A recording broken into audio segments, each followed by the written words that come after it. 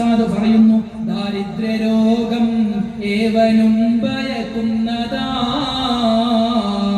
ലാ ഹൗല ലേഹ്യം മുഴുവനും മദീനുള്ളതാ, 99 രോഗത്തിനിതു നല്ലതാ, ക്ലേശം അതിൽ നിന്നേറ്റവും ലഘുവായതാ. ഒരു മനുഷ്യൻ അവന്റെ ജീവിതത്തിൽ ലാ ഹൗല വലാ ഖുവത ഇല്ലാ ബില്ലാഹിൽ അലിയിൽ അലീം പറഞ്ഞാലോ, പറഞ്ഞേ, ലാ ഹൗല വലാ ഖുവത ഇല്ലാ ബില്ലാഹിൽ അലിയിൽ അലീം പറഞ്ഞേ, ലാ ഹൗല ഇല്ലാ ബില്ലാഹിൽ അലീം പറയണ്ട്. പക്ഷെ ഇങ്ങോട്ട് പോകുന്നു എന്തുമാവട്ടെ, ഈ ദിക്റിന്റെ ശ്രേഷ്ഠത കൻസും മിൻ കുനൂസിൽ ജന്ന, സ്വർഗ്ഗത്തിലെ നിധികളിൽപ്പെട്ട ഒരു നിധിയാണ്, സ്വർഗ്ഗത്തിലെ നിധികളിൽപ്പെട്ട ഒരു നിധിയാണ്. ഈ ഒരു വാക്യം മനസാന്നിധ്യത്തോടെ ഒരു മനുഷ്യൻ പറഞ്ഞാൽ അവന്റെ അടുക്കൽ പിശാച് വരില്ലെന്ന, പിശാച് പേടിക്കുമെന്നാണ്. നമ്മൾ എത്ര പ്രാവശ്യം പറയാറുണ്ട്, ഇന്ന് തന്നെ നമ്മൾ എത്ര പ്രാവശ്യം പറഞ്ഞിട്ടുണ്ട്, ബാങ്ക് വിളിക്കുമ്പോ ഹയ്യാല സ്വലാഹ് ഹയ്യാലൽ ഫലാഹ് എന്ന് മുഅദ്ദിൻ ഉസ്താദ് പറയുമ്പോൾ നമ്മൾ എന്ത് പറയും? ലാ ഹൗല വലാ ഖുവത ഇല്ലാ ബില്ലാഹ് അല്ലേ? സത്യം പറഞ്ഞാൽ ഇതൊരു ലാ ഹൗല വലാ ഖുവത ഇല്ലാ ബില്ലാഹ് എന്ന് നമ്മൾ കേട്ടിട്ടുണ്ട്. എവിടെയെന്നറിയോ? പണ്ടത്തെ ഈ സിനിമകളിലും അതുപോലെ തന്നെ ഈ കോമഡി പരിപാടികളിലൊക്കെ മുസ്ലിം കഥാപാത്രത്തെ അവതരിപ്പിക്കാൻ, അയാളൊരു മുസ്ലിം കഥാപാത്രമാണെന്ന് തോന്നിപ്പിക്കാൻ വേണ്ടി ആ കഥാപാത്രങ്ങൾ പറയുന്നു അല്ലെ, അങ്ങനെയാക്കി അതിനെ മാറ്റി. പക്ഷെ അങ്ങനെയല്ല, അത് വല്ലാത്തൊരു പവറുള്ള ദിക്റാണ്, വാളിന്റെ മൂർച്ചയിൽ നമ്മുടെ കാര്യങ്ങൾ സാധിപ്പിച്ചു കിട്ടുന്ന ദിക്റാണ്. അതുകൊണ്ടൊന്നും പറഞ്ഞേ മുഅ്മിനീങ്ങളെ, ലാ ഹൗല വലാ ഖുവത ഇല്ലാ ബില്ലാഹിൽ അലിയിൽ അലീം. അല്ലാഹുവേ, എനിക്കൊരു കഴിവുമില്ല, എനിക്കൊരു ശക്തിയുമില്ല, എല്ലാം നിന്റെ കഴിവാണ്, നിന്റെ ശക്തിയാണ്. റഹ്മാനെ, എന്റെ കാര്യങ്ങൾ നീ സലാമത്താക്കണേ അല്ലാഹ് എന്നാണ് ആ ദിക്റിന്റെ ഏകദേശ അർത്ഥം. അതുകൊണ്ട് ലാ ഹൗല വലാ ഖുവത ഇല്ലാ ബില്ലാഹ് എന്ന ദിക്ർ മറന്നു പോകരുതേ. പിന്നെയോ, ഒരു ദിവസം കുറച്ച് സ്വഹാബിമാര് കടന്നു വരികയാ.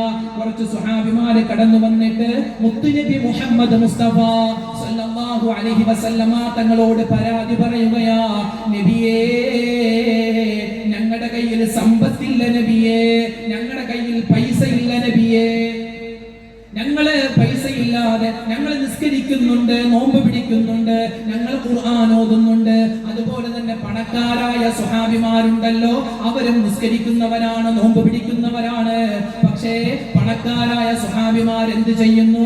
അവർ സ്വതക്ക കൊടുക്കുന്നുണ്ട്, അവർ ഹജ്ജ് ചെയ്യുന്നുണ്ട്, അവർ ഉംറ ചെയ്യുന്നുണ്ട്. ഞങ്ങളുടെ കയ്യിൽ പൈസ ഇല്ലാത്തത് കൊണ്ട്, ഞങ്ങളുടെ കയ്യിൽ സമ്പത്തില്ലാത്തത് കൊണ്ട് ഞങ്ങൾക്ക് സ്വതക്ക ചെയ്യാൻ പറ്റുന്നില്ല നബിയേ, ഞങ്ങൾക്ക് ഹജ്ജ് ചെയ്യാൻ പറ്റുന്നില്ല നബിയേ, ഞങ്ങൾ എന്താണ് ചെയ്യേണ്ടത്? ആ സമയത്ത് അല്ലാഹുവിന്റെ റസൂൽ പറഞ്ഞു കൊടുക്കുകയാണ്, സ്വഹാബാ, മൻ സബ്ബഹല്ലാഹ ഫീ കുല്ലി ദുബിരി സ്വലാത്തിൻ 33, എല്ലാ നമസ്കാരത്തിന് ശേഷവും, ഫർദ് നമസ്കാരത്തിന് ശേഷം 33 പ്രാവശ്യം സുബ്ഹാനല്ലാഹ്, 33 പ്രാവശ്യം അൽഹംദുലില്ലാഹ്, 33 പ്രാവശ്യം അല്ലാഹു അക്ബർ, 100 തികക്കാൻ വേണ്ടി ലാ ഇലാഹ ഇല്ലല്ലാഹു വഹ്ദഹു ലാ ശരീക ലഹു ലഹുൽ മുൽക്കു വലഹുൽ ഹംദു വഹുവ അലാ കുല്ലി ഷൈഇൻ ഖദീർ. നമ്മൾ പറയാറുണ്ട്, ഇങ്ങനെ ഒരു മനുഷ്യൻ പറഞ്ഞാൽ അവനിക്ക് കിട്ടുന്ന പ്രതിഫലം എന്തെന്നറിയോ? അവന്റെ അറിഞ്ഞും അറിയാതെയും ചെറുതും വലുതും രഹസ്യവും പരസ്യവും കഴിഞ്ഞുപോയതും വരാനിരിക്കുന്നതും എല്ലാ തെറ്റുകളും അല്ലാഹു അവനിക്ക് പുറത്തു കൊടുക്കുന്നതാണ്. അവൻ ചെയ്തു പോയ തെറ്റുകൾ കടലിന്റെ പതയോളം, കടലിന്റെ നുരയോളം ഉണ്ടെങ്കിലും ശരി, അല്ലാഹു ആ തെറ്റുകൾ അവനിക്ക് പുറത്തു കൊടുക്കുമെന്ന് സ്വാദിഖേ മുഖ്ബിറേ നബി മുത്തുനബി മുഹമ്മദ് മുസ്തഫ സല്ലല്ലാഹു അലാ മുഹമ്മദ് സല്ലല്ലാഹു അലൈഹി വസല്ലം. അപ്പൊ ചില ആൾക്കാർ ചോദിക്കും, ഉസ്താദേ, ഞങ്ങൾ അങ്ങനെയല്ലല്ലോ പഠിച്ചത്. ലാ ഇലാഹ ഇല്ലല്ലാഹു വഹ്ദഹു ലാ ശരീക ലഹു ലഹുൽ മുൽക്കു വലഹുൽ ഹംദു യുഹ്യീ വയുമീതു എന്നുണ്ടല്ലോ. യുഹീ വയുമീതു അങ്ങനെയും പറയാം.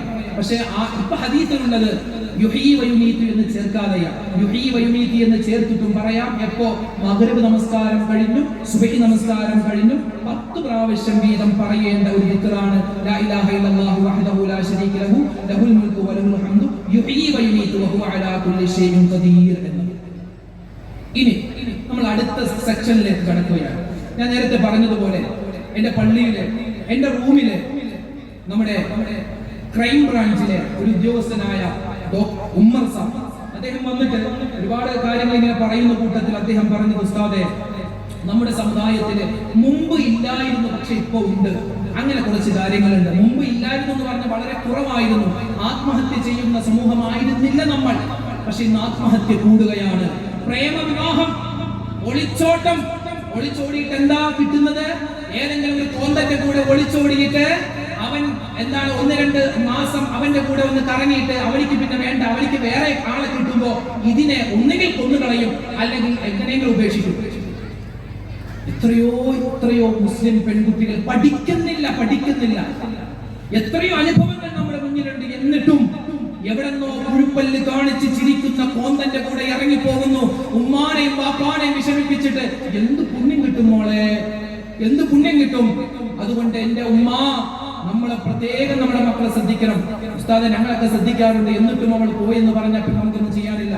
അല്ലൗലാദു റൈഹാനത്തും മിനൽ ജന്നah, സ്വർഗ്ഗത്തിലെ സുഗന്ധ പുഷ്പങ്ങളാണ് നമ്മുടെ മക്കൾ. അല്ലാഹുവേ, ഞങ്ങളുടെ മക്കൾ നീ സ്വാലിഹീങ്ങളാക്കണേ അല്ലാഹ്, സ്വാലിഹാത്തുകളാക്കണേ അല്ലാഹ്.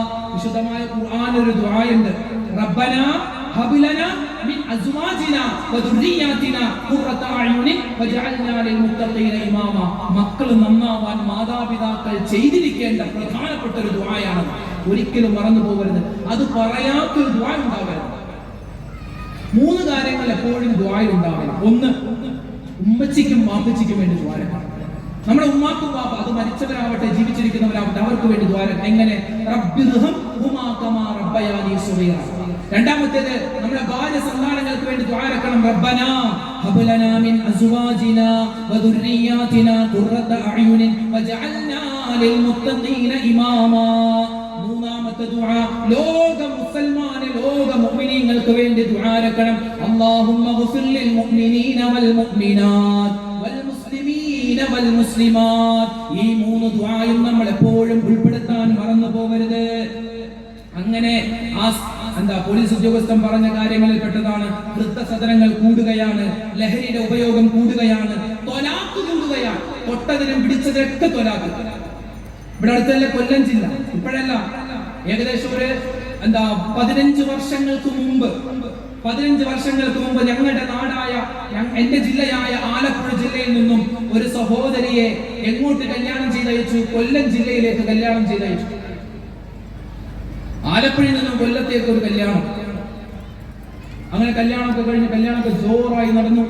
കൊല്ലത്ത് നിന്നും കുറച്ചാളുകൾ ബസ്സിനും കാറിലൊക്കെയായി പുതിയാപ്പുഴ അങ്ങോട്ട് ആലപ്പുഴക്ക് വന്നു. ആലപ്പുഴ ഒരു വലിയൊരു ഹോളിൽ വെച്ചാണ് കല്യാണം നടക്കുന്നത്. അന്ന് നമ്മുടെ ഈ വീഡിയോ സിസ്റ്റം ഉള്ള കാലമാണ്. അതായത് ഒരു ലൈറ്റ് ഇങ്ങനെ ഒരാൾ പിടിച്ചിട്ട് ഇങ്ങനെ ഷൂട്ട് ചെയ്യുന്ന സംഭവം ഉണ്ടല്ലോ, ലൈറ്റ് ഒരാൾ പിടിച്ചിട്ട് ഷൂട്ട് ചെയ്യുന്ന സംഭവം, അങ്ങനെ ആ ഒരു കാലഘട്ടമാണ്. അപ്പോ അങ്ങനെ ഈ താലി കെട്ടി കഴിഞ്ഞിട്ട് ഈ പുതിയാപ്പിളയും പുതിയ പെണ്ണും, പുതിയാപ്പിള കുറച്ച് പാല് കുടിച്ചിട്ട് പുതിയ പെണ്ണിന് കൊടുക്കുക, അങ്ങനത്തെ പരിപാടിയില്ല. ഇവിടെ ഉണ്ടോ? ഉണ്ട്. അതെല്ലാ സ്ഥലത്തും ഉണ്ടല്ലേ. അപ്പൊ കുറച്ച് പാല് കുടിച്ചിട്ട് പുതിയാപ്പിളക്ക് കൊടുക്കും, പുതിയാപ്പിള കുറച്ച് പാല് കുടിച്ചിട്ട് പുതിയ പെണ്ണിന് കൊടുക്കും. അങ്ങനെ പുതിയ പെണ്ണ് പാല് കുടിച്ചിട്ട് പുതിയാപ്പിളക്ക് കൊടുത്തു. പുതിയാപ്പിള പാല് കുടിച്ചിട്ട് പുതിയ പെണ്ണിന്റെ വായിലിങ്ങനെ വെച്ച് കൊടുക്കുന്ന സമയത്ത് ഓരെന്തെങ്കിലും തമാശക്ക് വേണ്ടി ഒന്ന് വിറപ്പിച്ചു, ഗ്ലാസ് ഒന്ന് വിറപ്പിച്ചപ്പോ ആ പെണ്ണ് ആ സഹോദരിയെ കുടിച്ച സമയത്ത് പാല് ഇങ്ങനെ ചുണ്ടിലൂടെ ഇങ്ങനെ ഇറങ്ങി, ചുണ്ടിലൂടെ ഇങ്ങനെ തെറിച്ചു. അപ്പൊ ഇതെടുക്കുന്ന വീഡിയോക്കാരൻ ആ ഒരു സംഭവം സൂം ചെയ്തെടുത്തു. അവനത് എടുത്തിട്ട് അവൻ വീഡിയോ എഡിറ്റ് ചെയ്യുമ്പോൾ അതൊരു തമാശക്ക് വേണ്ടി ഒരു ട്രോള്, അന്നത്തെ ട്രോള്, അവൻ അത് 2-3 പ്രാവശ്യം എടുത്തെടുത്ത് കാണിച്ച് കുറച്ച് കളിയാക്കുന്ന ട്രോളുന്ന ചില ടൂണുകളൊക്കെ ഇട്ടിട്ട് അതൊരു സംവിധാനമാക്കി. അന്ന് മറ്റേ ഇതാണ് CD ഡിസ്കില് ഉമ്മായും വാപ്പായും മാമായും എളാപ്പായും എളുമായും എല്ലാവരും അയൽവാസികൾ എല്ലാവരും കൂടി ഇരുന്നിട്ട് ഒരൊറ്റ ഹാളിൽ ഇരുന്നിട്ട് അങ്ങനെ കാണുകയാണ്. അങ്ങനെ മാമ വരുന്നു, അതാ മാമി ഭക്ഷണം കഴിക്കുന്നു, അങ്ങോട്ടോടുന്നു ഇങ്ങോട്ടോടുന്നു, ഉസ്താദ് ദ്വാരക്കുന്നു, അതെല്ലാം കഴിഞ്ഞിട്ട് ഈ പാലുകുടിയുടെ രംഗമാണ്. അപ്പോ ആ സഹോദരി പുതിയ പെണ്ണിന്റെ ചുണ്ടിൽ നിന്നും ഈ പാലിങ്ങനെ താഴേക്ക് വീഴുന്നത് 2-3 പ്രാവശ്യം എടുത്തെടുത്ത ഷോട്ട് കാണിക്കുന്ന സമയത്ത് സംഭവത്തിൽ തമാശക്ക് കാണിച്ചതാണെങ്കിലും പുറകിൽ നിന്ന് വല്ലുമ്മ പറഞ്ഞു, അതെന്താണത്, പെണ്ണിന് പാൽ കുടിക്കാൻ പോലും അറിയാം, വെള്ളം കുടിക്കാൻ പോലും അറിയില്ലല്ലോ, ഇവിടെ ഇങ്ങനെ വെച്ച് പൊറപ്പിച്ച് എങ്ങനെ ശരിയാകും? ഒരു തിരി ഇട്ടതാണ്. ആ തിരി കത്തി കത്തി കത്തി 7ാമത്തെ ദിവസം തൊലാക്കാൻ. പെണ്ണിനൊരു കുഴപ്പമില്ല. എന്താ കുഴപ്പം? വീഡിയോ എടുത്തപ്പോ പാല് താഴേക്ക് വീഴും, അത് തന്നെ പ്രശ്നം. ഇത് 15 വർഷം മുമ്പാണെങ്കിൽ ഇന്നോ കല്യാണത്തിന് മുമ്പ് തന്നെ തൊലാക്കാം. കല്യാണത്തിന് മുമ്പ് തന്നെ തൊലാക്കാം. എന്താ ഇന്നിപ്പോ കല്യാണം കഴിച്ചിട്ടൊന്നും അല്ലല്ലോ ഫോൺ വിളിയും ചാറ്റിംഗ് ഒക്കെ. അതിനു മുമ്പേ ഫോൺ വിളിയും ചാറ്റിംഗ് ഉണ്ട്. എത്രയോ കുടുംബങ്ങൾ, എത്രയോ ആണുങ്ങളും കല്യാണം ഉറപ്പിച്ചു വെക്കും, നിശ്ചയം ഉറപ്പിച്ചു വെക്കും, കല്യാണം ഉറപ്പിച്ചു വെച്ച് വളയിടലും മോതിരിടലൊക്കെ കഴിയും. എന്നിട്ടോ കല്യാണത്തിന്റെ ഒരാഴ്ച മുമ്പ് എനിക്ക് അവനെ വേണ്ട, എനിക്ക് അവളെ വേണ്ട. എന്താ? ചാറ്റിംഗ് നടത്തുമ്പോ മോളെ ഭക്ഷണം കഴിച്ചോ, ചിലപ്പോ ഓള് വല്ല തിരക്കിലായിരിക്കും, റിപ്ലൈ വിടാൻ എന്താ താമസിച്ചു പോയാൽ അവൾക്ക് എന്നെ ഇഷ്ടമല്ല, അവൾക്ക് വേറെ ആരോ ഇഷ്ടം. ഇങ്ങനെ എത്രയോ കുടുംബങ്ങൾ കലങ്ങിയിട്ടുണ്ട്. അതുകൊണ്ട് ത്വലാഖ് കൂടുന്ന കാലമാണ്. പ്രത്യേകം ശ്രദ്ധിക്കണേ. ഇൻഷാ അല്ലാഹ് ഈ കുടുംബജീവിതവുമായി ബന്ധപ്പെട്ട് ഇനി എവിടെയെങ്കിലും നമ്മൾ പറയുമ്പോൾ ആ വിഷയം നമുക്ക് സംസാരിക്കാം. 6ാമതായി ഇനിയാണ് ശ്രദ്ധിക്കേണ്ടത്. എന്റെ വാപ്പമാരും ഉമ്മമാരും കണ്ണും കാതും തുറന്നൊന്ന് കേൾക്കണേ. ആ പോലീസ് ഉദ്യോഗസ്ഥൻ പറഞ്ഞത്, ഉസ്താദേ, ഇന്ന് നമ്മുടെ സമൂഹത്തിൽ ഏറ്റവും കൂടുതൽ കൂടിക്കൊണ്ടിരിക്കുന്ന ഒരു അവസ്ഥയാണ് യുക്തിവാദം, നിരീശ്വരവാദം. ദൈവമില്ല, പടച്ചോനില്ല എന്ന് നമ്മുടെ മക്കൾ ഇങ്ങനെ പഠിച്ച് സുബഹി നിസ്കരിച്ചിട്ട് കോളേജിലേക്ക് പോകുന്ന മക്കൾ തിരിച്ചു വരുമ്പോൾ നിസ്കരിക്കുന്നില്ല. ഉമ്മ ചോദിച്ചു, എന്താ മോനെ നിസ്കരിക്കാത്തത്? അല്ല എവിടെ ഇരിക്കണേ? ഉമ്മാനോട് ചോദിച്ചു, അല്ല എവിടെ? സ്വർഗം ഉമ്മ കണ്ടിട്ടുണ്ടോ? ഉമ്മ പറയും, ഉമ്മ കണ്ടിട്ടില്ല. അപ്പൊ സ്വർഗമില്ല. നരകം ഉമ്മ കണ്ടിട്ടുണ്ടോ? ഇല്ല, അപ്പൊ നരകമില്ല. യുക്തിവാദം, നിരീശ്വരവാദം. അങ്ങനെ ഒരു എന്റെ അടുത്തും വന്നിട്ടുണ്ട്. അങ്ങനെ എറണാകുളം സെൻട്രൽ ജുമാ മസ്ജിദ് അല്ലേ, അതിന്റെ പരിസരത്താണ് മഹാരാജാസ് കോളേജ് ഉള്ളത്. അതിന്റെ പരിസരത്താണ് ഒരുപാട് കോളേജ് ഉണ്ട്, എഞ്ചിനീയറിംഗ് കോളേജും അതുപോലെ അല്ലാത്ത കോളേജും. കുറച്ച് ഈ മലബാർ ഭാഗത്ത് നിന്ന് പഠിക്കാൻ വരുന്ന കുട്ടികളുണ്ട്. അവന്മാർക്ക് ഈമാൻ ഉണ്ടാവും, നല്ല ഈമാനും എന്താണ് ഇബാദത്തൊക്കെ ചെയ്യും. പക്ഷെ ചില സംശയങ്ങൾ വരുമ്പോൾ പെട്ടുപോകും. അങ്ങനെ എന്റെ അടുത്ത് വന്നു, ഉസ്താദേ, ഞങ്ങളുടെ കോളേജിൽ കുറച്ച് ആളുകൾ ഇറങ്ങിയിട്ടുണ്ട്, അവരെ യുക്തിവാദം പിള്ളേരെ പഠിപ്പിക്കുകയാണ്. പടച്ചോൻ എവിടെ, അല്ല എവിടെ, അതെങ്ങനെ, ഇതെങ്ങനെ. അപ്പൊ ഞാൻ ചോദിച്ചു, ഇനി ആരെങ്കിലും അങ്ങനെ ചോദിച്ചാൽ തിരിച്ച് 2 ചോദ്യം അങ്ങോട്ട് ചോദിക്കുക, തിരിച്ച് 2 ചോദ്യം ചോദിക്കുക. അല്ല എവിടെ എന്ന് ചോദിച്ചാൽ അങ്ങോട്ട് ചോദിക്കണം, നിനക്ക് ബുദ്ധിയുണ്ടോ? ആ, എനിക്ക് ബുദ്ധിയുണ്ട്. എവിടെ ബുദ്ധി? എവിടെ? കയ്യിലാണോ കാലിലാ? ബുദ്ധി എവിടെ? എനിക്ക് ബുദ്ധിയുണ്ട് ഞാൻ പറഞ്ഞു, പക്ഷെ ബുദ്ധി എവിടെ? പോട്ടെ, ഇത് തെളിയുണ്ടല്ലേ, ലൈറ്റിൽ തെളിയുന്നു, എല്ലാം വർക്ക് ചെയ്യുന്നു, നല്ല വിശാലമാണ്, നല്ല സെറ്റപ്പിൽ തെളിയുന്നു. എന്തുകൊണ്ട്? കരണ്ട് കൊണ്ട്. കരണ്ട് നമ്മൾ കണ്ണുകൊണ്ട് കണ്ടിട്ടുണ്ടോ? ബുദ്ധി നമ്മൾ കണ്ണുകൊണ്ട് കണ്ടിട്ടുണ്ടോ? ഒരു ഉസ്താദിന്റെ അടുക്കൽ ഒരു യുക്തിവാദി വന്ന് ചോദിച്ചു, മുസ്ലിയാരെ, നിങ്ങളുടെ പടച്ചോൻ എവിടെ? ഉസ്താദിനോട് ഒരു കാര്യം ചോദിക്കട്ടെ, ഒരച്ചടി. നിങ്ങൾ എന്താ കാണിച്ചത്? എനിക്ക് വേദനിച്ചുണ്ടോ? എന്താ? എനിക്ക് വേദനിച്ചു. വേദനിച്ചിട്ടൊന്നുമില്ല, എനിക്ക് വേദനിച്ചു. ഒരച്ചടി ഇവിടെ എനിക്ക് വേദനിച്ചു. എവിടെ വേദന? ഞാൻ കണ്ടില്ലല്ലോ, വേദന ഞാൻ കണ്ടില്ലല്ലോ. അപ്പൊ ഒരു സംഗതി കണ്ടാൽ മാത്രമേ വിശ്വസിക്കൂ എന്ന് പറയുന്നത് മണ്ടത്തരമാണ്. അങ്ങനെയാണെങ്കിൽ ബുദ്ധി നമ്മൾ കണ്ടിട്ടില്ല, നമ്മൾ വിവരം പറയില്ല, അവർക്കൊരു വിവരവും ഇല്ല. എവിടെ വിവരം?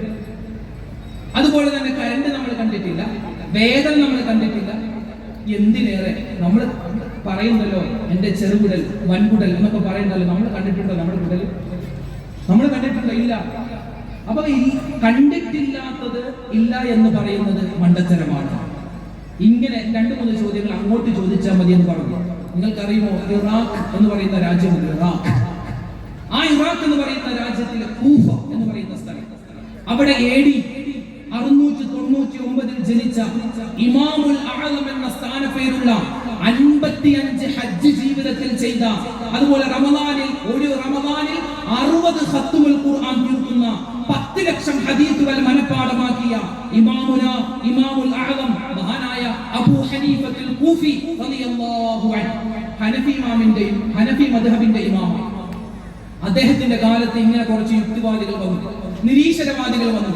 എന്നിട്ട് അവര് പറയാൻ തുടങ്ങി, ദൈവമില്ല, ഭൂമി തന്നെ, ഈ ഭൂമിയൊക്കെ തന്നെ ഉണ്ടായതാണ്, പടച്ചോൻ സൃഷ്ടിച്ചതൊന്നുമല്ല, ഇനി അള്ളാഹു സൃഷ്ടിച്ചതാണെങ്കിൽ അന്ന് എവിടെയായിരിക്കുന്നേ എന്നൊക്കെ പറഞ്ഞിട്ട് ജനങ്ങളെ ഇങ്ങനെ വസ്വാസാക്കാൻ തുടങ്ങി, ജനങ്ങളെ ഇങ്ങനെ ഭയങ്കര പ്രശ്നത്തിലാക്കാൻ തുടങ്ങി. ആ സമയത്ത് കുറച്ച് ആളുകൾ കടന്നു വന്നിട്ട് പറയുകയാണ്, നമുക്ക് ഇതിന് മറുപടി പറയാൻ നമ്മുടെ കൂട്ടത്തിൽ ഒരാളെ ഉള്ളൂ, അത് നമ്മുടെ ഇമാം അബൂ ഹനീഫ ഇമാമാണ്. അങ്ങനെ ഒരു സംവാദം വെച്ചു, വിശാലമായ ഒരു മൈതാനം. ആ വിശാലമായ മൈതാനത്തിൽ ആ കൂഫയിലുള്ള എല്ലാ ജനങ്ങളും ഒരുമിച്ച് കൂടി.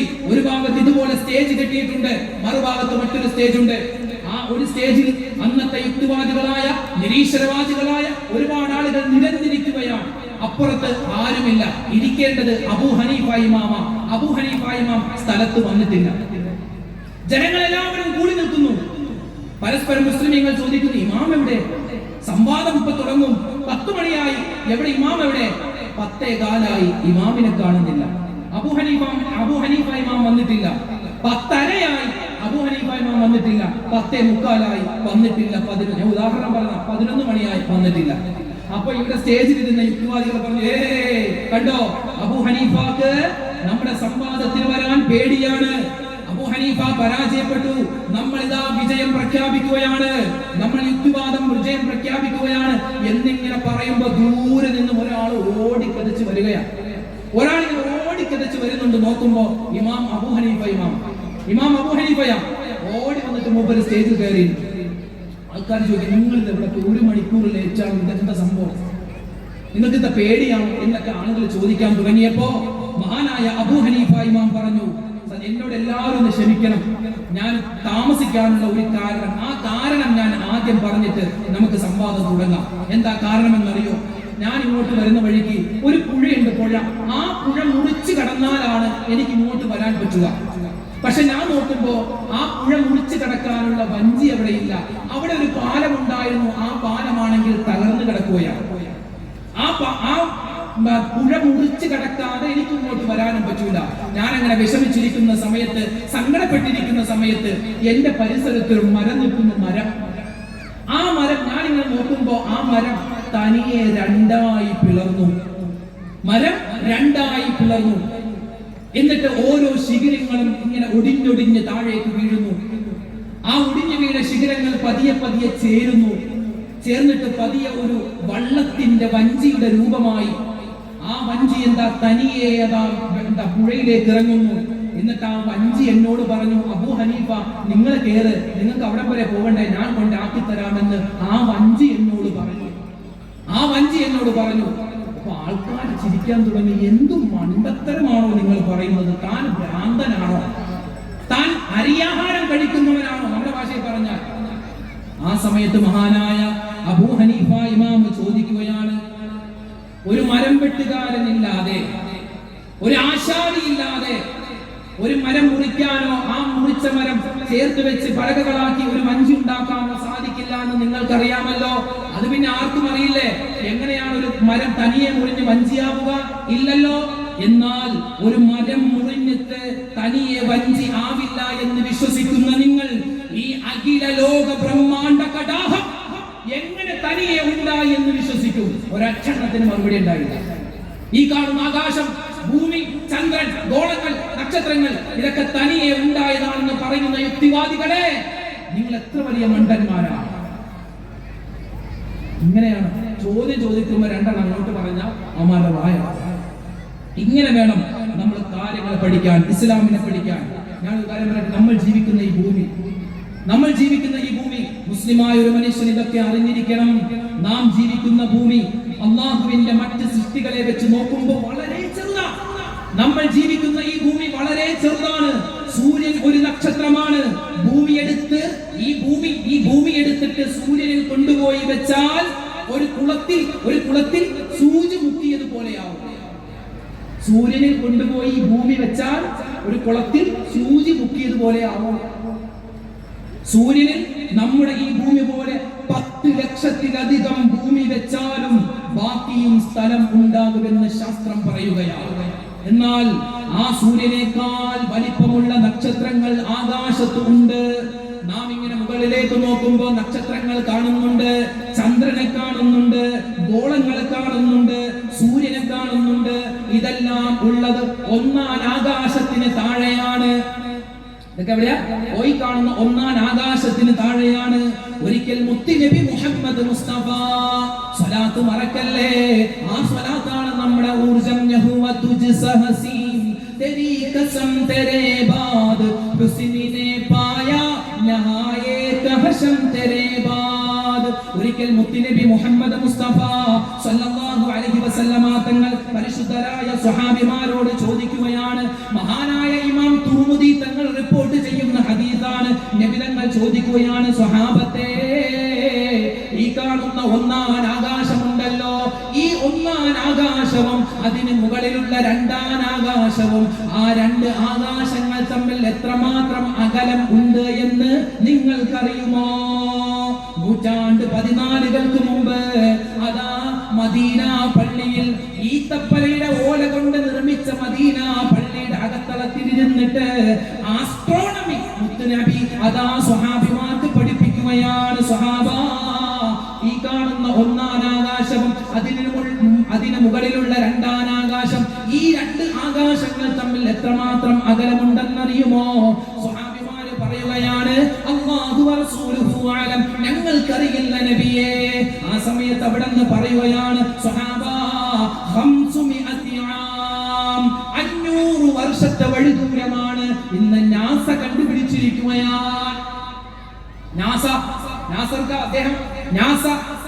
നാസയും പറയുന്നത് തന്നെയാ, ഒന്നാം ആകാശത്ത് നിന്നും രണ്ടാം ആകാശത്തേക്കുള്ള ദൂരം അവർ പറയുന്നത് മെട്രിക് ഒരുപാടുണ്ടെന്നാണ്.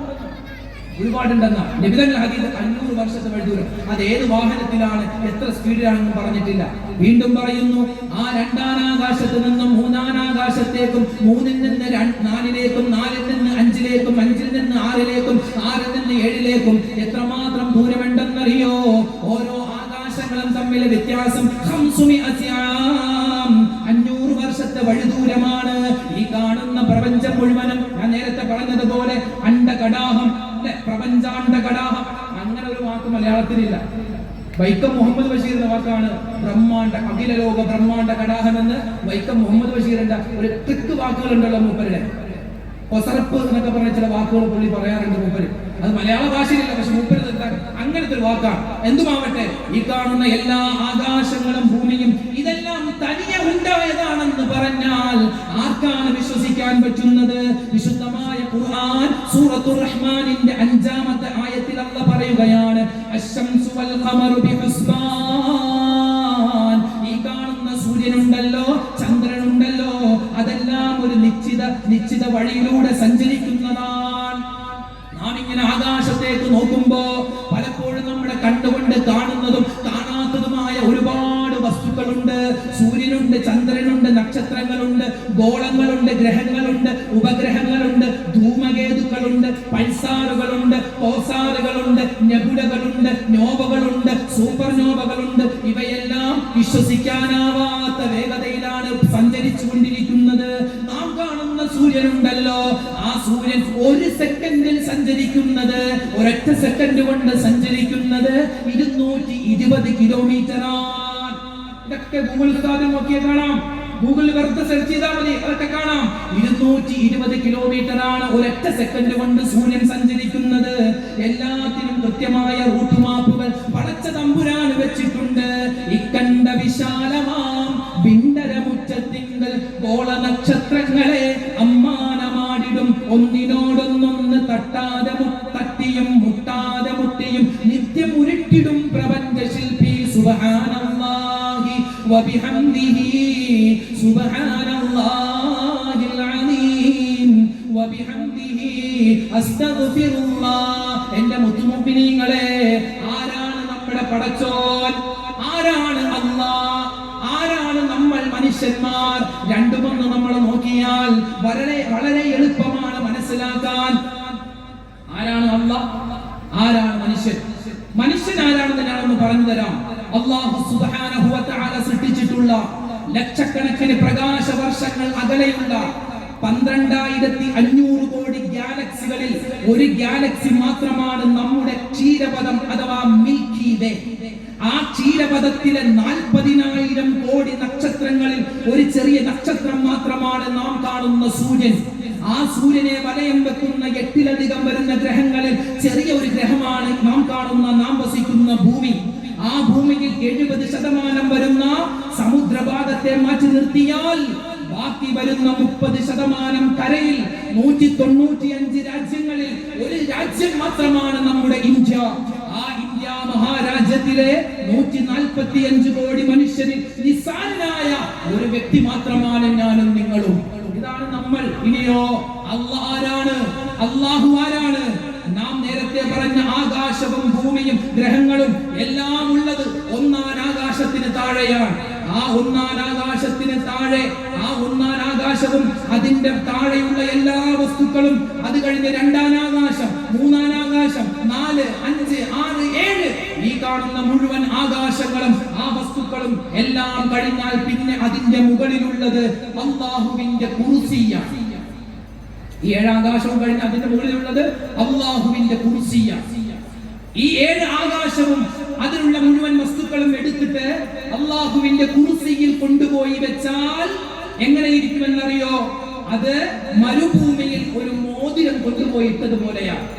ഭീമാപ്പള്ളിയിലെ വിശാലമായ ഈ മൈതാനത്തിൽ ഒരു മോതിരം ഞാൻ എന്റെ കയ്യിൽ നിന്നും എടുത്തിങ്ങനെ എഴുതിയാൽ എവിടെ പോയി വീഴും? അത് എത്രമാത്രം ഉണ്ടാകും? അതുപോലെയാണ് ഈ 7 ആകാശവും അതിലുള്ള മുഴുവൻ വസ്തുക്കളും. ഞാൻ നേരത്തെ പറഞ്ഞ പോലെ ഗാലക്സികളും ഉപഗാലക്സികളും കോസാറുകളും നെബുലകളും സൂപ്പർനോവകളും എല്ലാം കൊണ്ടുപോയി അല്ലാഹുവിന്റെ കുർസിയിൽ വെച്ചാൽ ഒരു വിശാലമായ മരുഭൂമിയിൽ ഒരു മോതിരം ഇട്ടതുപോലെയാ. ഇനിയോ നാം ഇപ്പൊ പറഞ്ഞ 7 ആകാശങ്ങളും അല്ലാഹുവിന്റെ കുർസിയും ഇതെല്ലാം എടുത്തിട്ട് അല്ലാഹുവിന്റെ അർശിൽ കൊണ്ടുപോയി വെച്ചാൽ ഒരു വിശാലമായ സമുദ്രത്തിൽ നിന്നും ഒരു ബക്കറ്റ് വെള്ളം കോരുന്നത് പോലെയാണ്.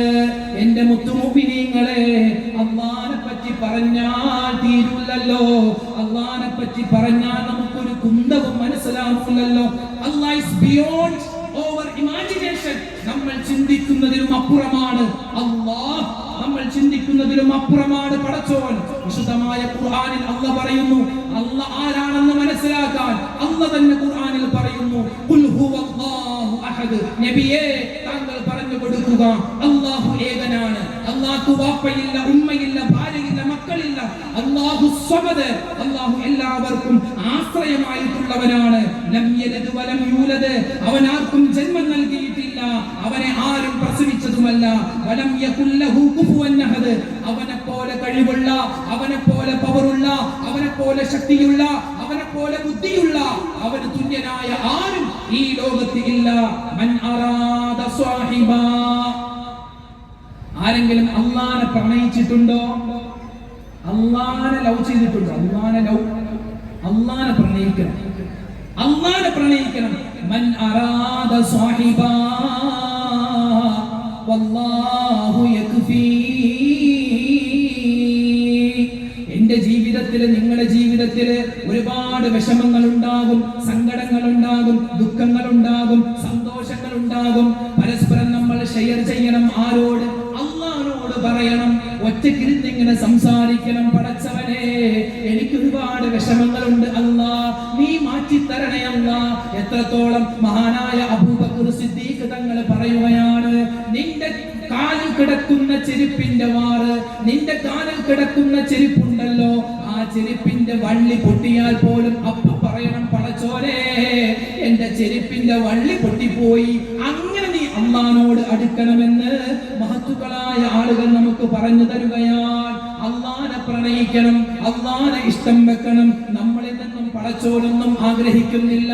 നമ്മുടെ പൈസ പടച്ചോന് വേണ്ട, നമ്മുടെ പവർ അല്ലാഹു വേണ്ട, നമ്മുടെ പദവി പടച്ചോന് വേണ്ട, നമ്മുടെ ഒരു സഹായവും അല്ലാഹു വേണ്ട. നമ്മുടെ ഉമ്മയേക്കാൾ, നമ്മുടെ വാപ്പയേക്കാൾ, എന്തിനേറെ നാം നമ്മളെ സ്നേഹിക്കുന്നതിനേക്കാൾ നമ്മെ ഏറ്റവും കൂടുതൽ സ്നേഹിക്കുന്നവനാണ് നമ്മുടെ റബ്ബ്, നമ്മുടെ പടച്ചവൻ.